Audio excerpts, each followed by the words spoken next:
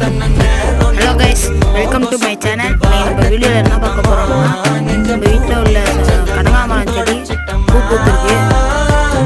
இந்த செடி கனகாமரம் பிடிக்கும்னா லைக் பண்ணுங்க, மறக்காமல் சப்ஸ்கிரைப் பண்ணிடுங்க, ஆல்ல போட்டுருங்க.